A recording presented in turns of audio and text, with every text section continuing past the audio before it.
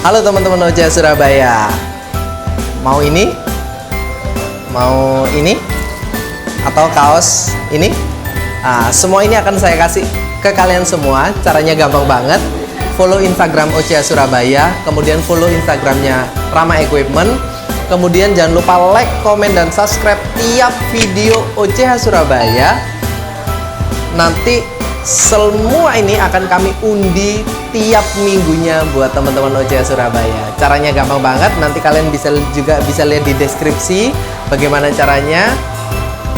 Dan jangan lupa sekali lagi komen sebanyak-banyaknya. Dukung kita terus supaya kita menjadi lebih baik lagi. Terima kasih.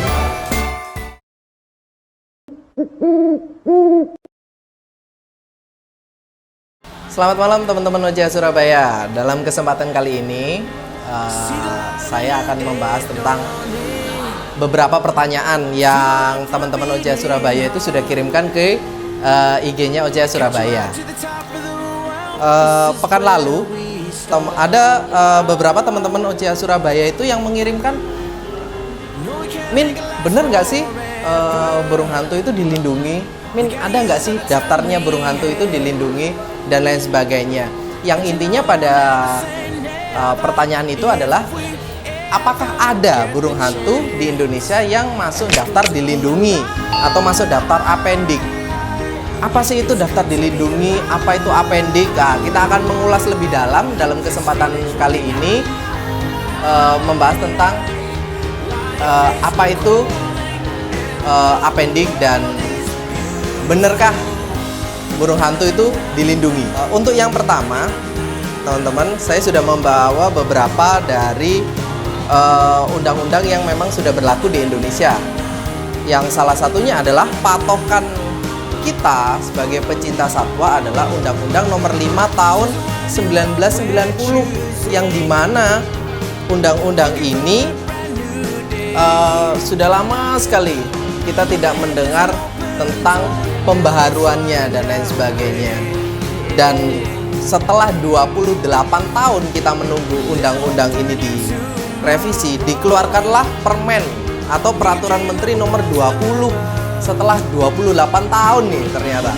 Setelah 28 tahun baru keluar ini permennya, yaitu permen nomor 20 tahun 2018. Nah, permen ini pun dikeluarkannya itu bulan Juli tahun 2018. Jadi isinya tentang apa aja kita akan mengulas lebih dalam.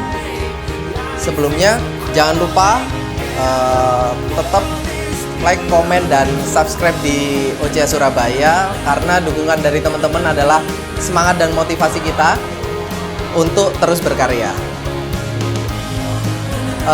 Yang pertama, teman-teman, kita akan membahas tentang Undang-Undang Nomor 5 Tahun 1990 yang sudah lama juga.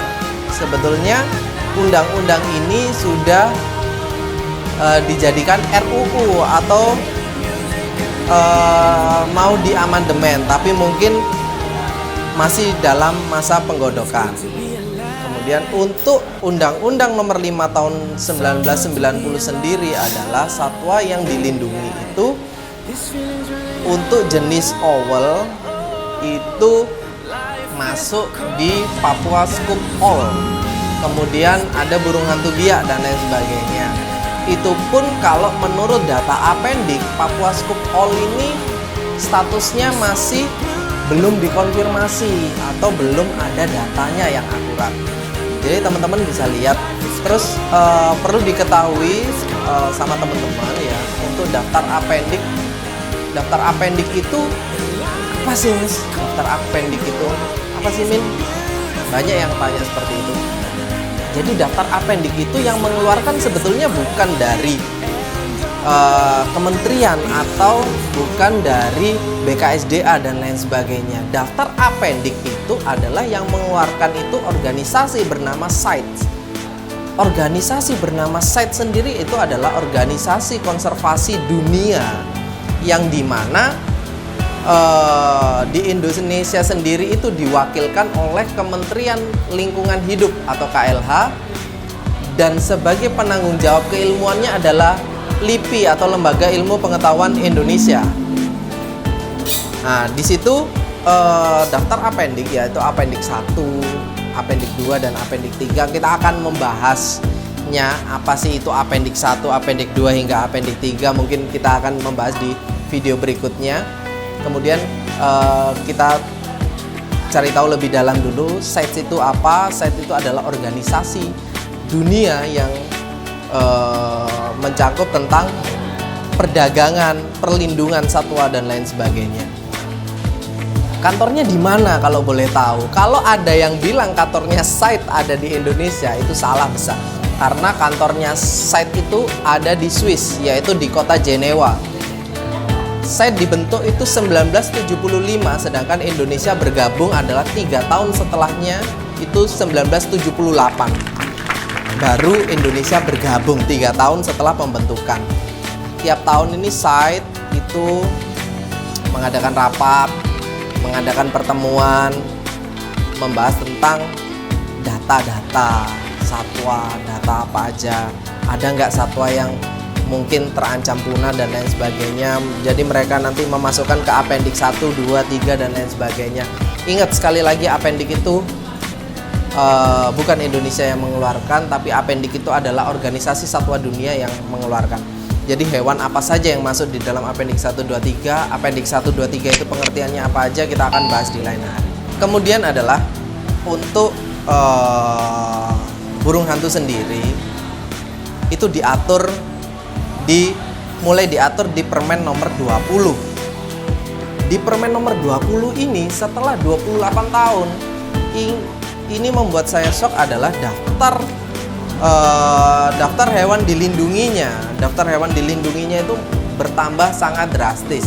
Dan untuk burung hantu sendiri adalah masuk dalam kelas scoop all atau celepuk dan lain sebagainya. Celepuk itu semua jenis, hampir semua jenis yang ada di Indonesia itu sudah dilindungi. Jadi teman-teman. Kemudian ada ninox. Ninox itu semuanya sebagian besar ninok adalah masuk dalam daftar dilindungi. Teman-teman bisa lihat nanti di websitenya Kementerian Lingkungan Hidup dan Kehutanan Republik Indonesia. Jadi semacam ini, nanti bisa lihat, bisa cari tahu nanti celepuk jenis apa sih, ninoknya jenis apa. Tapi untuk sementara waktu yang dimasukkan dalam daftar apendik adalah satwa itu, untuk ninok dan scoop all, keluarganya scoop all, Javan scoop all, habis itu Papua scoop all dan lain sebagainya. Nanti teman-teman bisa lihat di Peraturan Menteri nomor 20. Nah, di sini adalah yang ingin saya sampaikan juga ke teman-teman. Kementerian Lingkungan Hidup ini mengeluarkan 3 permen. Maksudnya di amandemen ya 3 kali.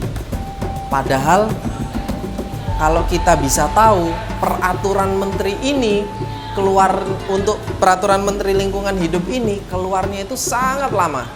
Sangat lama.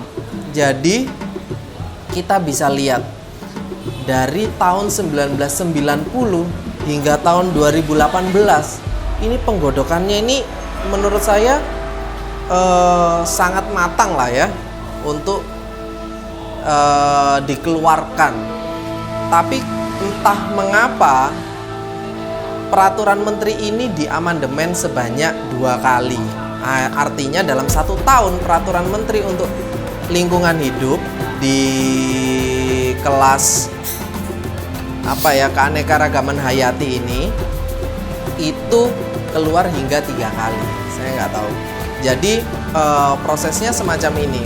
Ini peraturan menteri, setelah keluar peraturan menteri nomor 20 tidak sampai 60 hari. Saya bilang tidak sampai 60 hari keluarlah Permen nomor 92.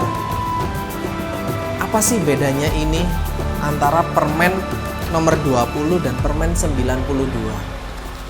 Kita lihat ya. Ada beberapa perbedaan yang sangat signifikan, yaitu di Permen nomor 20 dan Permen nomor 92, yang dimana adalah 5 jenis burung kicau itu keluar dari Peraturan Menteri nomor 20. Salah satunya ada murai batu, ada jalak suren, kemudian ada burung cucak rowo dan lain sebagainya. Itu ada 5 jenis burung kicau yang dikeluarkan dari daftar dilindungi. Kenapa kok bisa burung kicau ini dikeluarkan dari daftar dilindungi? Jadi menurut dari situs-situs yang ada, untuk burung kicau ini sudah banyak dari teman-teman pecinta burung kicau mania itu sudah berhasil untuk membreeding dan lain sebagainya ya. Alhasil dari situ kita bisa tahu bahwa burung ini tidak rentan akan kepunahan karena perkembangbiakannya sudah mulai banyak. Dan di sini juga mulai diatur tentang undang-undang konservasi dan pengurusan surat izin konservasi. Jadi saya ada cerita, saya pernah ikut di acara pembahasan hukum dan satwa. Di situ ada bapak-bapak yang terhormat dari BKSDA yang diadakan oleh Fakultas Kedokteran Hewan Universitas Airlangga.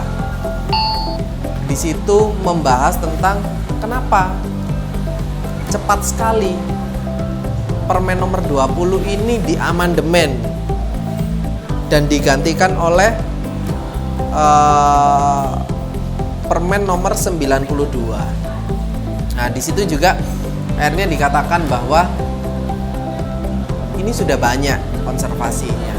Jadi datanya itu diamandemen karena tidak rentan untuk masuk dalam tidak rentan untuk apa ya istilahnya, untuk punah lah, tidak rentan punah dan lain sebagainya karena banyak breeder dan lain sebagainya. Di sini juga diatur untuk pengurusan surat konservasi. Jadi teman-teman nanti bisa ngurus surat konservasi satwa apapun itu, karena yang saya tahu kemarin itu juga beliaunya bilang seperti primata-primata itu pun bisa diusahakan untuk keluar suratnya, asalkan nanti ada syarat-syaratnya lagi. Jadi kayak bisa nggak kita itu mencukupi kehidupannya dia. Nanti kan pasti dilihat dari gaji kita berapa, rekening listrik kita berapa, rekening air kita berapa. Jadi dia bisa tahu mampukah kita untuk menghidupi satwa itu. Jadi dihitung nanti, oh gaji kita sekian, pengeluarannya kita sekian, oh ini nggak bisa ini dia ngehidupin. Jadi nanti akan ada pertimbangan semacam itu. Oke, balik lagi ke peraturan menterinya. Kemudian peraturan menteri ini adalah dia diamandemen untuk kedua kalinya menjadi P106. Ini yang paling baru untuk saat ini yang teman-teman bisa pegang untuk daftar dilindungi. Jadi teman-teman coba cari peraturan menteri nomor 106 tentang Kementerian Lingkungan Hidup ya, Republik Indonesia. Jadi nanti teman-teman bisa tahu, oh ini pegangan untuk saya hari ini.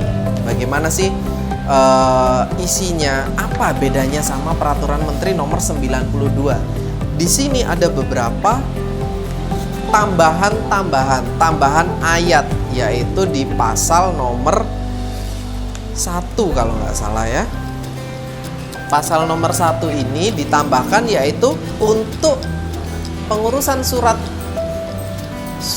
konservasi akan diawasi untuk di kemudian hari ya. Jadi akan ada pengawasan di sini. Jadi nggak hanya kita ngurus surat, kemudian tidak ada pengawasan. Udah kamu sudah punya surat, oke selesai gitu. Oh nggak akan. Terus kemudian untuk di peraturan, saya lupa tadi ya, nomor peraturan menteri nomor 92 itu juga itu berkata bahwa surat konservasi biayanya ditanggung oleh negara. Cuma yang kurang dari sini adalah tidak dituliskan nominal. Sedangkan kemarin ada salah satu temen juga, dia juga punya organisasi satwa setingkat Indonesia, menanyakan apakah seluruhnya akan ditanggung oleh negara biaya untuk konservasi ini. Ternyata enggak, teman-teman.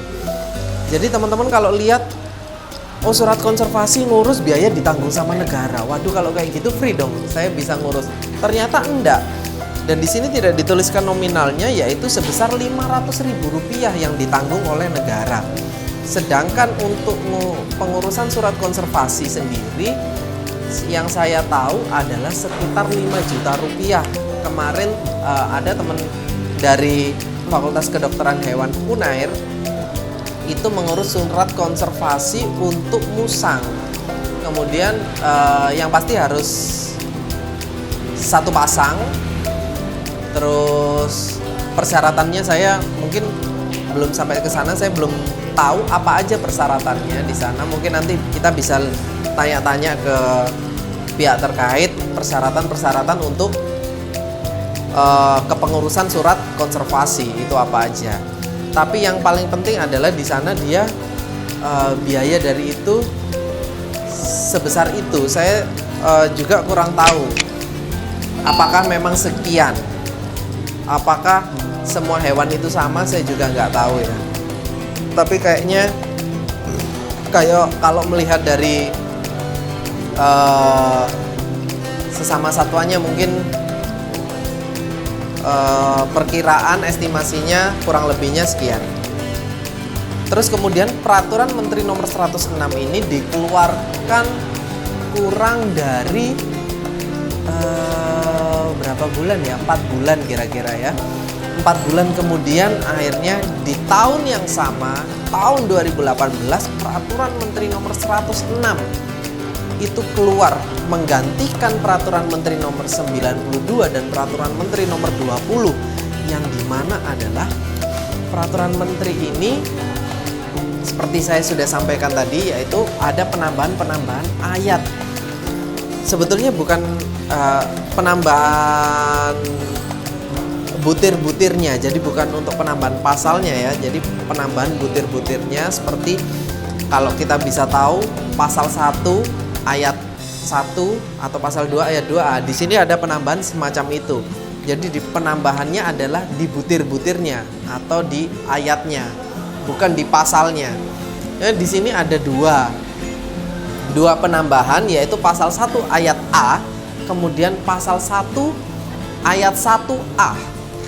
Nah, di situ nanti teman-teman bisa tahu. Tapi intinya adalah di sini akan ada pengawasan tentang bagaimana teman-teman setelah mengurus surat konservasi. Di situ teman-teman bisa pasti adanya pengawasan di dalam kepengurusan surat tersebut ya.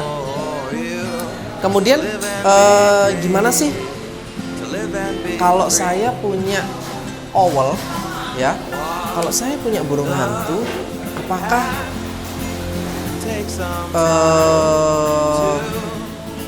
saya bisa terkena undang-undang dan lain sebagainya apa? Jadi begini loh, yang pertama adalah yang dilarang itu satwa-satwa dilindungi atau satwa-satwa yang memang rentan untuk punah. Jadi teman-teman bisa lihat nanti di Appendix 1, Appendix 2 dan Appendix 3. Karena di situ diatur sedemikian rupa bagaimana caranya agar burung hantu ini perdagangan. Ya tidak burung hantu aja, tapi semua semua satwa, kalau misalnya perdagangan ini terlalu bebas, itu diatur semua di situ. Kemudian nanti di sini ada daftarnya, kira-kira nomor masuk. Bentar ya, saya soalnya juga kurang hafal sih untuk burung hantu sendiri. Kita lihat ya.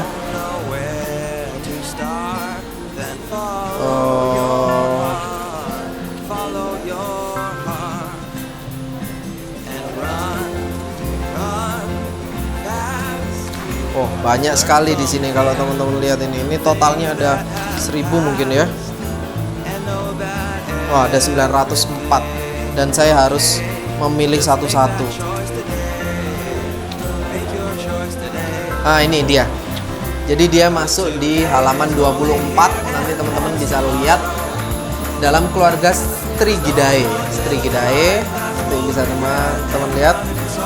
Nah, Strigidae ini yang masuk apa aja? Oh, ini ternyata Ninok burhani, yaitu pungguk togian yang ada di Pulau Kalimantan. Kemudian ada Ninok ios, ada Otus alfredi, celepuk Jawa, celepuk biak, celepuk Flores, celepuk raja, sangihe, dan lain sebagainya. Dan ini hampir seluruh jenis celepuk di Indonesia itu dilindungi di sini. Jadi loh, kenapa sih mas kok? Kenapa sih Min yang dilindungi malah celepuk? Yang mungkin teman-teman sering lihat itu banyak di pasaran. Kenapa sih? Kok bukan Bubo sumatranus? Kenapa bukan Strixelo? Kenapa bukan Bavivis dan lain sebagainya? Kenapa harus celepuk gitu? Karena celepuk itu saya sering lihat, Min. Jadi gini teman-teman, perbedaannya kita adalah kita di sini berbicara berdasarkan apa yang kita lihat, sedangkan dari kementerian-kementerian terkait mereka berbicara mengenai data. Kalaupun memang teman-teman punya data yang lebih akurat daripada kementerian, silakan diajukan kementerian. Bu, ini datanya masih banyak loh, sedangkan yang besar-besar ini datanya sudah hampir sedikit dan lain sebagainya. Nanti mungkin teman-teman bisa ajukan di situ. Jadi nanti sebagai bahan pertimbangan dan lain sebagainya. Karena di sini juga sebagai pemegang data dan penanggung jawab keilmuan dari Indonesia sendiri adalah organisasi bernama LIPI yang bersingkat Lembaga Ilmu Pengetahuan Indonesia, yang dimana mereka sudah memegang seluruh data yang akurat dan keilmuannya, sehingga lahirlah peraturan-peraturan menteri semacam ini yang sudah lama ditunggu-tunggu sama organisasi-organisasi pecinta alam yang ada di Indonesia. Oke, mungkin itu saja yang bisa saya sampaikan. Kurang lebihnya mohon maaf. Sekali lagi jangan lupa like, komen, dan subscribe untuk YouTube OJH Surabaya, karena subscribe dari teman-teman adalah semangat buat kita untuk terus berkarya. Kalau ada pertanyaan-pertanyaan yang kurang berkenan, atau pernyataan saya yang kurang berkenan, atau masih bingung, masih ada yang ingin ditanyakan, silakan nanti tanya di Instagramnya OJH Surabaya, atau komen di bawah ya, komen di bawah dengan hashtag saya masih bingung. Mungkin gitu aja. Selamat malam. Wassalamualaikum warahmatullahi wabarakatuh.